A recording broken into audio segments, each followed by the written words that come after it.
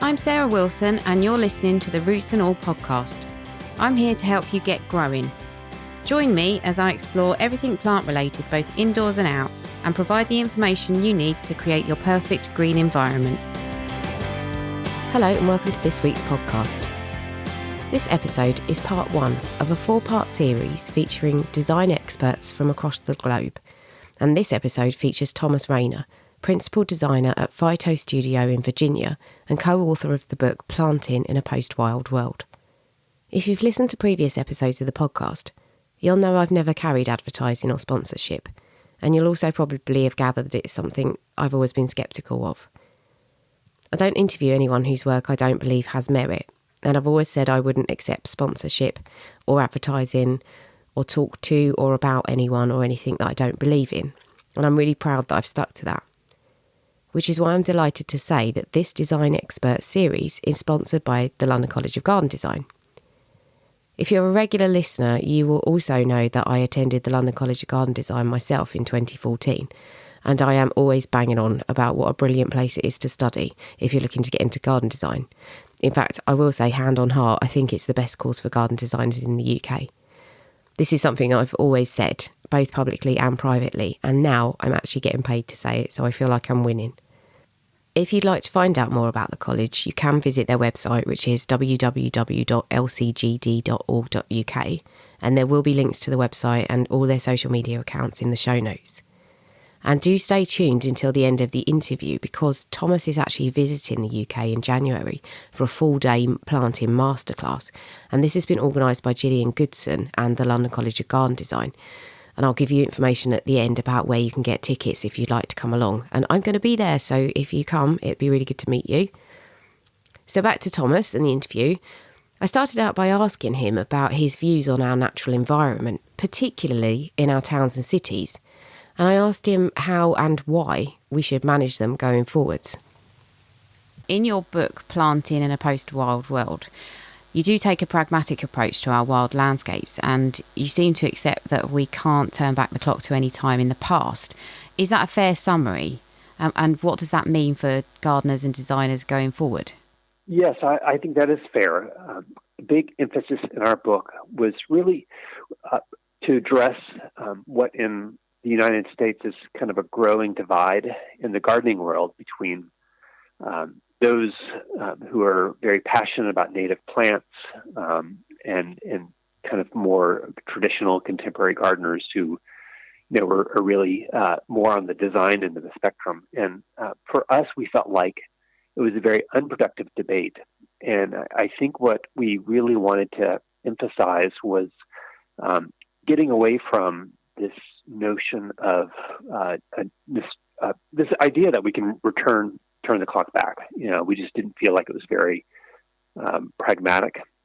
And I think there was a tendency with some in more ecologically oriented to think, there's the potential of restoration. And I think when you look at restorations, we're engaged very often in visiting places that have been restored or are actively in some state of restoration, whether it's a prairie or a woodland, where they're actively being managed. And it's very clear that there is no going back. Even those spaces, as much effort is being put into them to keep them in a higher quality, more biodiverse state. They don't. We can't replicate what's gone, and it's never going to come back. And I think that really shifts planting design when you kind of fundamentally accept that. It's a hard statement. It's not a very optimistic one, but I think once you can accept the reality of the times we're living in, I think it frees us as designers to really be pragmatic about what we can do in the confetti of green spaces we have in the places we live. What can we really do with our allotments in our small gardens, in our public spaces? What is actually achievable? And, in terms of preserving the Amazon rainforest, that may not be able to happen in those kind of spaces, but in terms of, providing robust habitat for pollinators, there's wonderful evidence to show that what happens in our cities and in those areas is incredibly important to many of those. So I think it's just encouraging all designers and gardeners to really take a very pragmatic solution, but to be bold within that lens. Mm-hmm. So I did think that your book dealt with the treatment of what you refer to as the built environment, which seemed to be very much urban and suburban landscapes. And I was wondering, would your approach change to planting if you were in a kind of wilder, more rural area? Yeah, that's a really good question. I think context is everything, and I think our approach would change quite a bit. I still think this plant community approach is a tool that's relevant to any context, but in a more rural environment, I think we would be responding much more to an agricultural context, or very often there's an existing natural context that becomes a vital part of what we're responding to. So, for example, hedgerows or existing woodlands, or some patch of meadow or grassland that is existing, is the thing that we're responding to in the most fundamental way. I think first we're very often kind of trying to understand if you did nothing. That's the first question we ask. If you did nothing on this site, what would happen? And in a rural area, there tend to be other forces, whether it's the agricultural land management or the presence of a forest or seed bank that's currently there, that if you just walked away, what would happen in that site? And so a lot of our work is about guiding planting along a path that's very sympathetic with what could happen. Sometimes it's a very big change from that. It's not about just letting things go, but it's about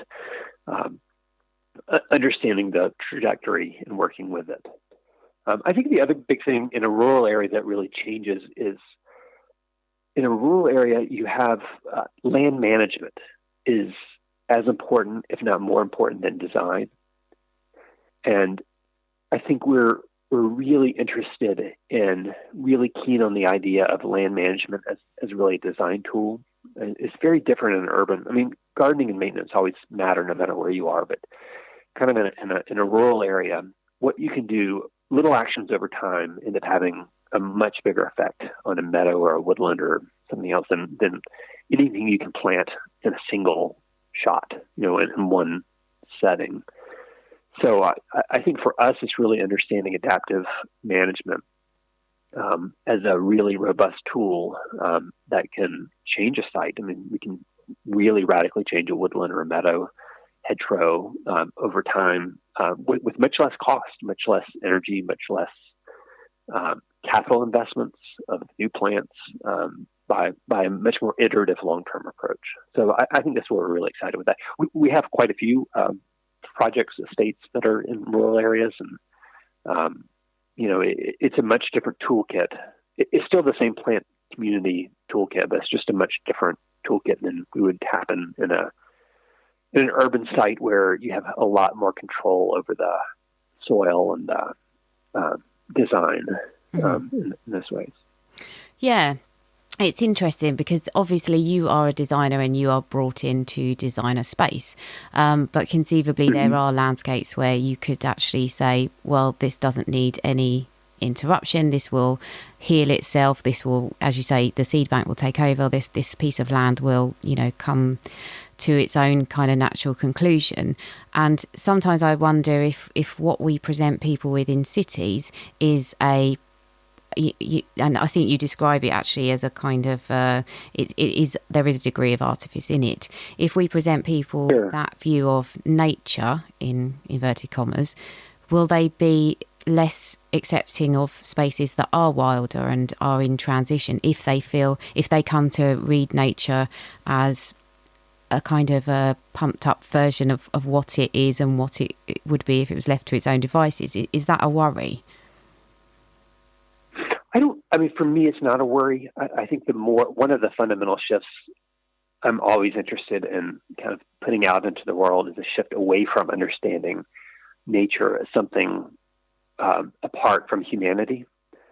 I had a wonderful opportunity this May to travel with James Hitchma and Tom Stewart Smith and a few other planting designers in China. And we went up to the kind of the peaks of the Himalayas, looking at natural vegetation, and where I was expecting to find utter wilderness. What was so remarkable was that these beautiful alpine meadows that we went to see only were possible because someone let their yak out and grazed it, for in the national park. They were letting. So it's this idea that what we think of as wilderness is really somebody else's culture we don't always understand.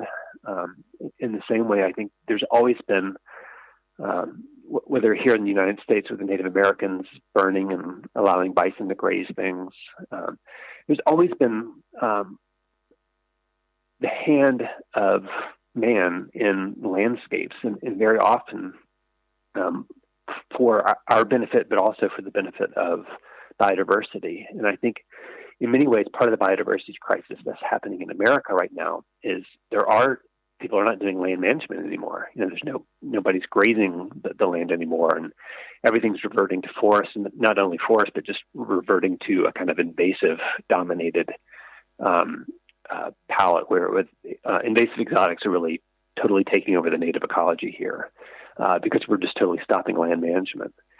So really, I think the great irony of the future for biodiversity is that in some ways we have to embrace artifice in the most bold way possible, because the future requires us to garden the wild. We can't. These national parks really require land management in order to keep them high quality. If you walk away and do nothing, biodiversity drops in many of these areas.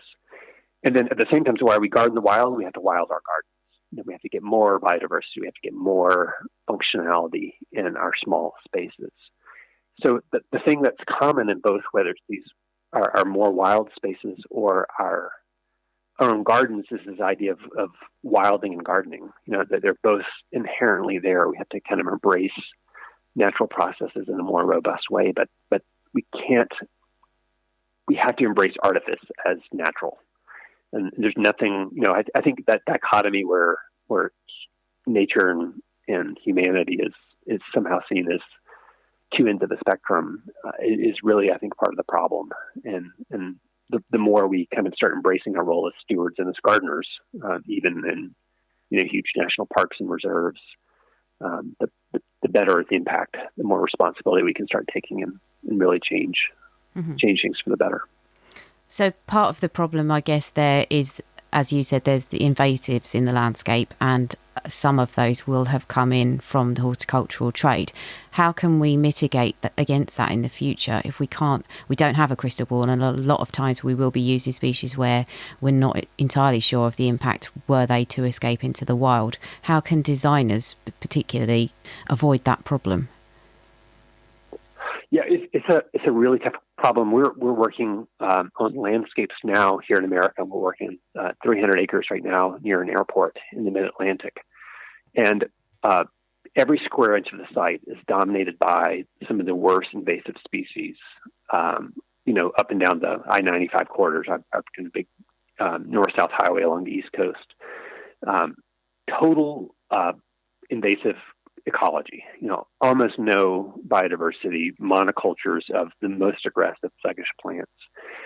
So in order to do something more biodiverse, more ecological, it's going to require huge effort to remove the invasives heavily through targeted herbicides that will be a permanent part of the long-term management, which is a really tough piece. Then the establishment of a more native ecology, and then but that has to be permanently gardened. Essentially, I mean, it permanently has to be kept. The invasive, I mean, in certain parts of the world, invasives are so dominant. I mean, here in the East Coast of America, the whole eastern deciduous forest is really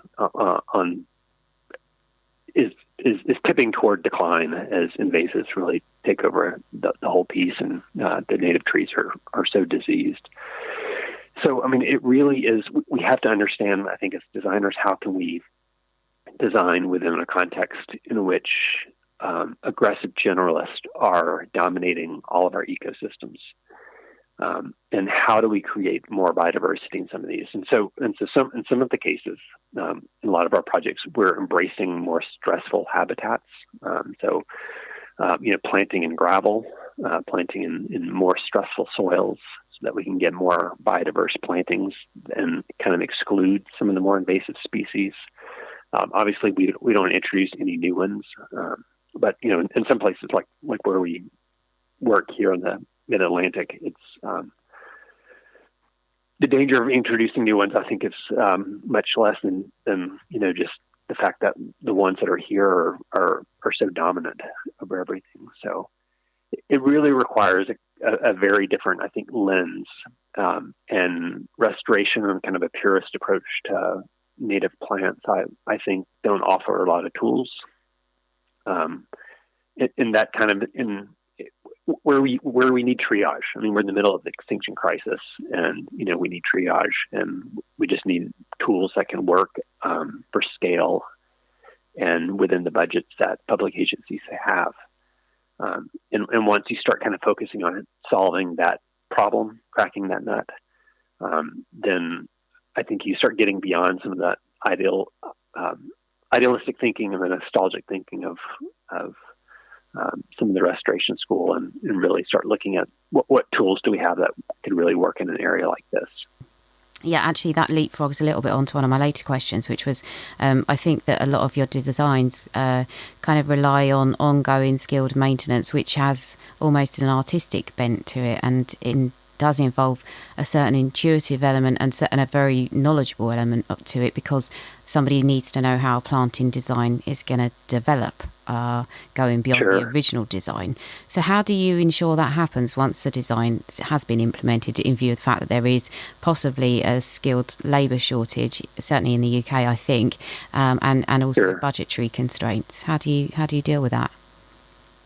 Sure. So for almost all of our projects, when we design a planting design, we're very often thinking about what plant systems are the most will match the site, and will also match. One of the first questions we always ask is, what level of maintenance or management is possible, and so that really guides the design of the system that's going to be there.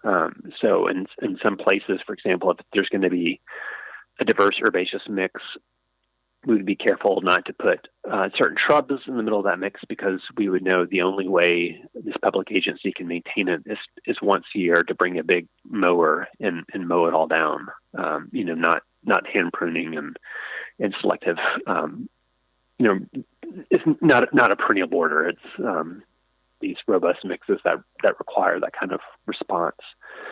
In more garden settings where there's a possibility of maintenance, there's a lot more we can do. Especially, I think that the more exciting thing with some of these mixes is playing with short-lived herbaceous species, perennials, which tend to flower quite a bit, but be very dynamic. I think with the gardener, we can play with those a lot more. But in more public settings, I think we're really looking for much more stable combinations that could be managed with kind of heavy machinery that a public agency might have.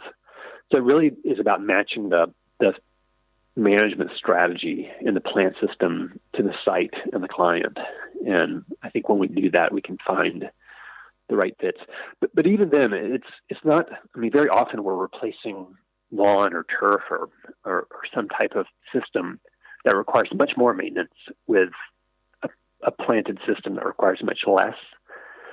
The big difference is it requires a different kind of maintenance than most people know how to do. And so a lot of the effort early on is really educating the client and really trying to get their investment in teaching whatever labor force is going to be managing the planting how to do it, how to do it differently. It can be much less labor, but it's more adaptive and responsive. Very often it helps for us to have longer term contracts where we come out a couple times a year and meet with whoever's maintaining it and having a few conversations, make adjustments, doing replantings here and there. So it's a different relationship, and I think it changes when we're meeting with the client early on. We're spending a lot of time in the very beginning kind of talking about, here, the big idea and how it'll be maintained and what they can do and what resources they have and what's required, so that we can design something that hopefully fits within the budget and the vision, so it can be maintained. It's not easy. I don't want to make it sound like we have it all figured out. I think, the management and maintenance question is a really great one that you raise, especially as we're moving to a different type of planting. But it's fundamental, I think, to everything. And the more, I think the more we can get people interested in horticulture again. I think this is part of why I think so much of our message is trying to be optimistic about what horticulture is no longer just the parsley around the pot roast of our buildings, but that it can really plants can be the thing that changes the future. And I think when young people, gardeners, and understand that they're not just shrubbing up something for the uber elite, but are doing something fundamental to the future, I think is a vision of planting that I hope could be more attractive to people and bring them into the profession in a new and more vibrant way. I hope so too. I really do. And your designs are, they involve plant community. So I think sometimes when people look at those and they're switching from, as you say, lawn to that, it looks actually very high maintenance, but in reality it isn't. It's like you say, it's a different type of maintenance. But what I thought was really interesting in your book was that you split your landscapes into 3 broad archetypes of plant communities for the purposes of categorizing planting. So I know it's a really big question, but is it possible for you to give an overview of those 3 archetypes? Yeah, sure. I think for us, because we're dealing with diverse plant systems, the most important, that could be inherently messy, right? I mean, it's more complicated, it's more layered, there's more about it, the more dynamic. So I think as a framework to all that, what for us is really, really important and something that's a big part of our design process is understanding these systems within a few very simple, universally appealing archetypes. So we're stealing some Carl Jung vocabulary there, but really the idea is that no matter where you are in the world, at least in the temperate world, maybe not the polar ice caps or the Amazon forest, but at least in the temperate world, there are some basic plant community patterns that tend to be more or less universal. And the 3 that people can split these up into many different categories, but the ways that we did it in our book was to describe plant communities along a gradient of tree coverage. Is really what this is. So first, there's forest, and this is when trees are touching. The middle condition is kind of a woodland, or in some conditions it becomes more like a shrubland. You see in Mediterranean or chaparral, or even steppe environments sometimes.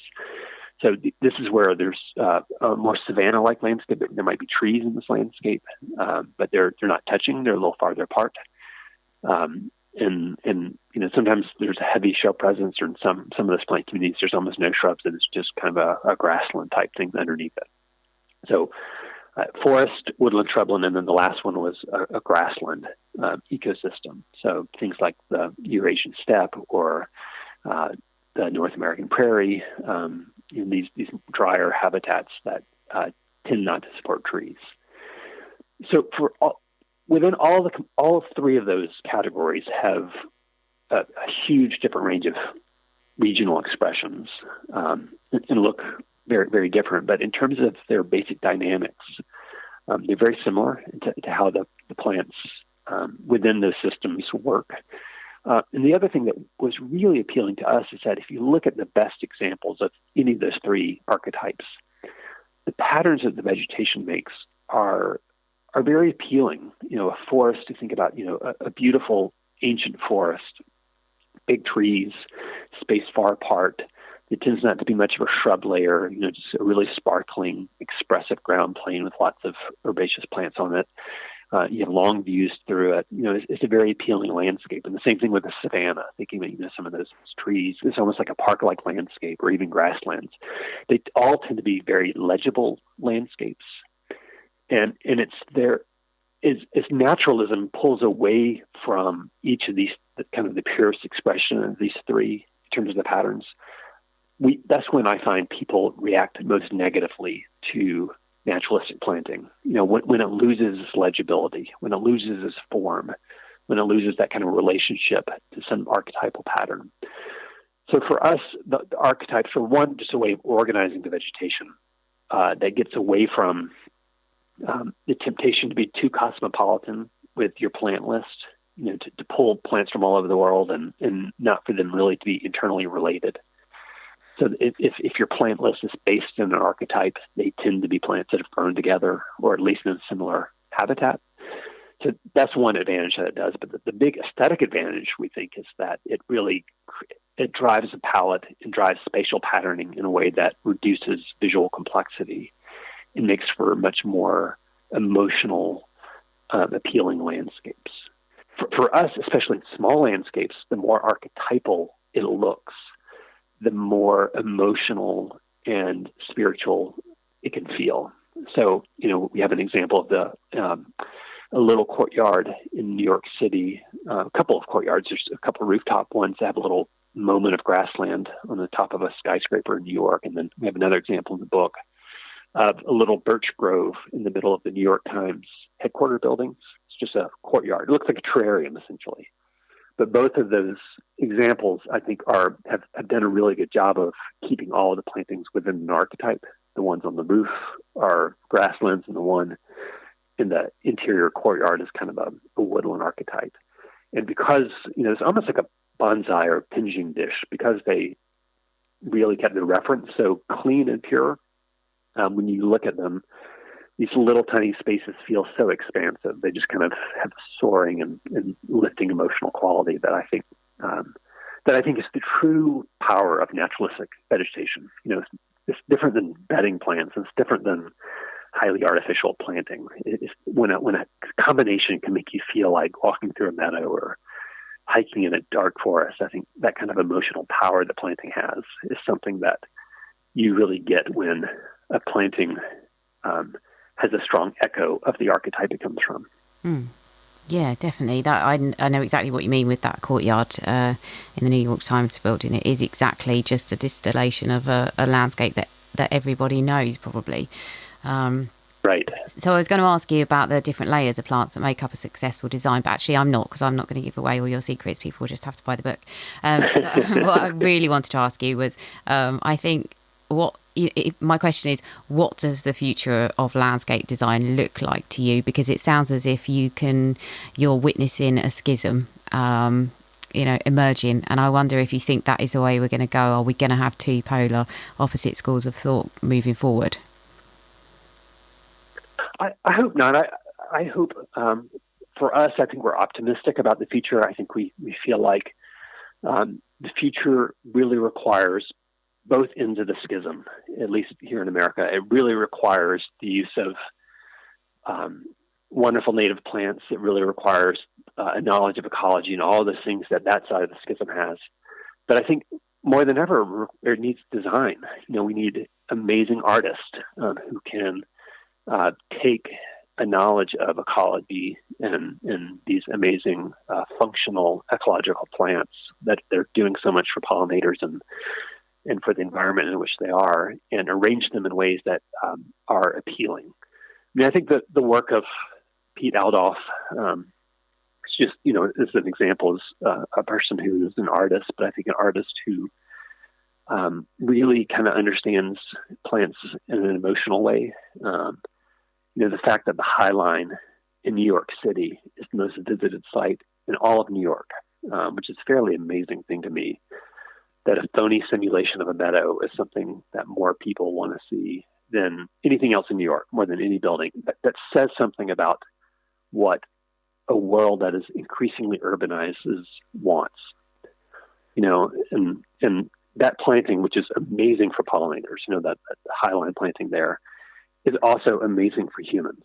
It's a total win-win. That planting has changed real estate values around it.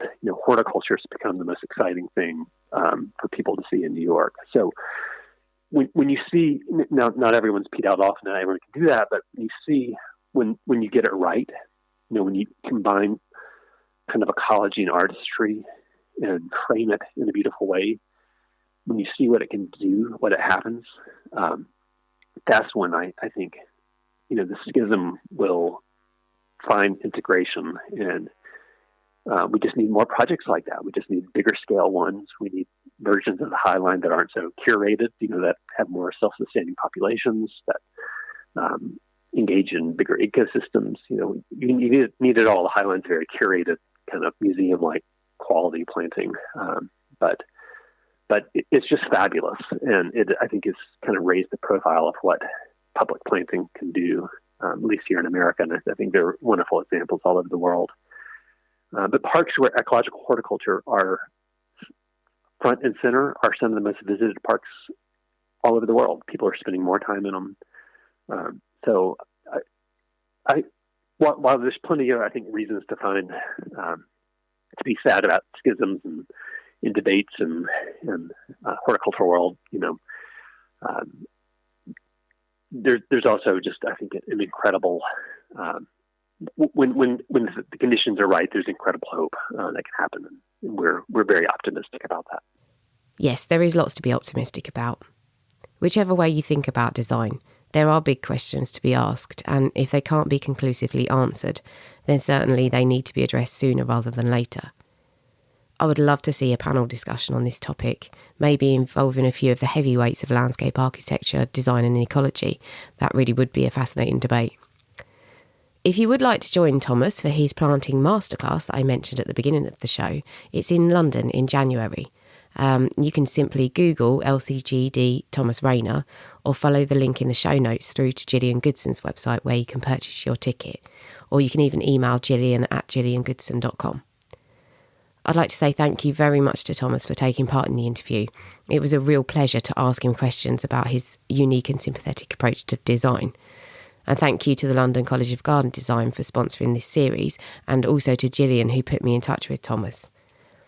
So a couple of things before I go. Apologies if you noticed my voice was slightly off. I have been suffering from the dreaded lurgy.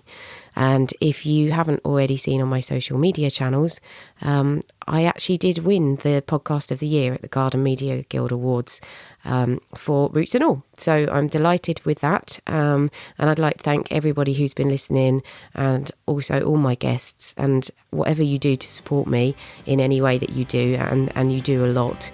I would really like to thank you. It has paid off. So thank you for listening, and I will catch you next Tuesday. You can download or listen to the podcast direct from the website www.rootsandall.co.uk, where you'll also find my blog and a sign-up form for the newsletter, which gives you a weekly roundup of content, plus the inside scoop on things like upcoming guests. Or you can subscribe wherever you normally get your podcasts.